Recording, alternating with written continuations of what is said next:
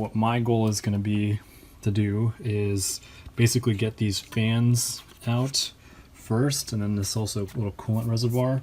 Then I can hopefully move this fan assembly up and out. And before we get started with any of this stuff, we're going to be disconnecting the battery. So from the negative terminal, just going to be loosening off this connector and then making sure we've properly disconnected the battery from the car so we don't run the risk of electrocuting anybody. So just going to tuck that guy right in there.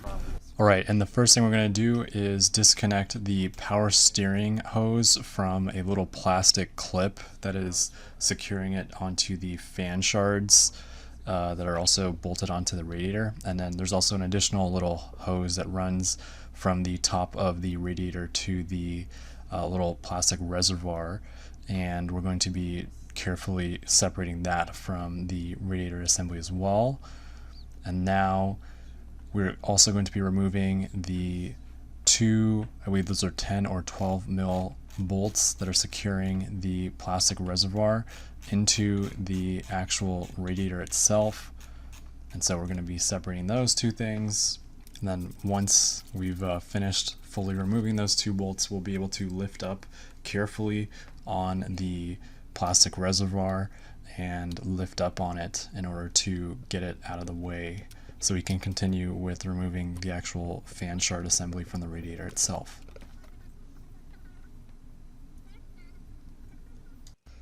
And also at this point I realized that I needed to remove the two plastic clip connectors for each fan. So on the bottom left of the left fan, there's a little connector, and I do recommend using your actual fingers and not a glove if you're going to try to disconnect it, so you can actually feel the little tab that you need to depress. You're going to depress the tab and then remove the two connectors on either fan.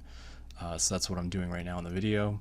And then once we've done that, we can proceed with actually removing the three bolts that are securing the top of the fan shard onto the radiator assembly.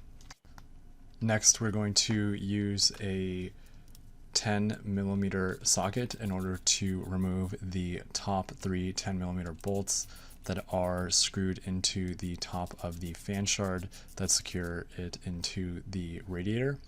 And an important thing about these three bolts is that the thread pitch is fairly wide, so it does kind of look like a sheet metal screw or a plywood screw. So these are different than the other two screws or bolts that were used to secure the reservoir in place. So you want to make sure that you are tracking these. And then I'm also using a bungee cord in order to help keep the power steering pump tubing out of the way of the fan assembly for when I'm going to lift that up. And so yeah, this is just me demoing the different thread pitch for these. We're also going to be removing the two 12mm bolts that secure the radiator bracket in place at the top of the engine. And so after removing these, I'm going to also lift up on the two metal brackets, and they should lift just vertically straight up. This will allow you to let you tilt your radiator slightly more forward.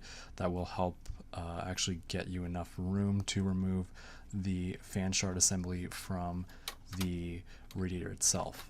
So if you are just replacing the fan assembly, or if you need to replace it for some reason, this is a great thing to know, because you don't need to take out the whole radiator assembly or drain your coolant. This will save you coolant as well as a lot of time. Now when you are actually going to begin separating the fan assembly from the radiator itself, it should lift vertically upwards because there's a little vertical tab on the base of the fan assembly that is holding it into the actual radiator assembly. So the goal here is to kind of like lift it slightly out but mostly up to get that little clip to clear. And so also be very gentle with this because this is made out of plastic. And then another thing that you could do to help make your life easier as you're doing this is the little belt guard that is on the top of the alternator, as well as the power steering pump and the AC compressor. Is by removing that, which I'm doing in the video, you can give yourself a little bit more slack, which will help you get that shard assembly a little bit more out of the way to help you lift it up. So This is all in the name of helping you save some time, so you don't need to completely drain your radiator and remove it. And next we're going to be reinstalling the actual fan shard assembly.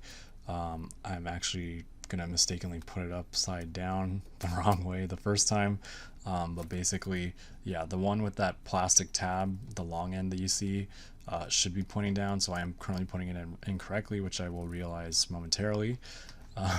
But once you've done that, you will push the fans back down into place and proceed with actually reinstalling the fan guards as well as the remaining tubing to finish this job.